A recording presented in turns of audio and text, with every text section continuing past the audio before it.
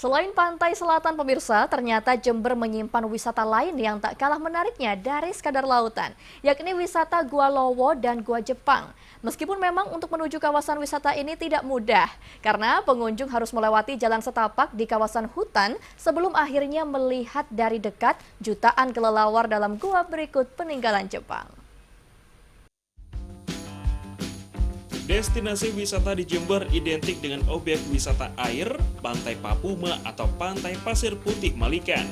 Hamparan laut biru dan deburan suara ombak di pantai membuat pengunjung merasakan ketenangan. Namun tak hanya keindahan pantai yang ditawarkan, karena di Pantai Papuma juga terdapat goa, yakni Goa Jepang dan Goa Lowo. Untuk berkunjung ke Goa Jepang, pengunjung harus melewati kawasan hutan jati dan menanjak naik karena goa berada di ketinggian 100 meter dari permukaan laut.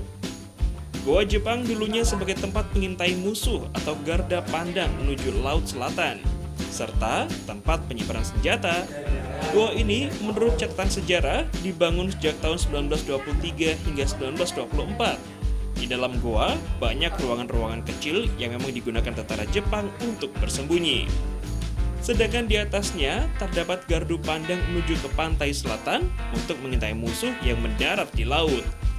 Seorang pelancong dari Pulau Kalimantan mengaku takjub melihat wisata alam di Jember, baik itu goa, pantai, dan hutan yang terawat dengan baik. Sangat bagus sekali, Pak. Terutama saya yang dari Kalimantan nih baru melihat ini. Luar biasa bagus. Sensasinya Gua Jepang saya belum tahu ini. Ini baru mau lihat juga. Ini dengan keluarga di sini? Iya, dengan satu keluarga. Dengan istri Liburan sama atau apa, Pak? liburan. Sedangkan untuk Goa Lowo atau Goa Kelelawar pemirsa, bisa Anda temukan setelah melewati bukit ke arah Pantai Papuma.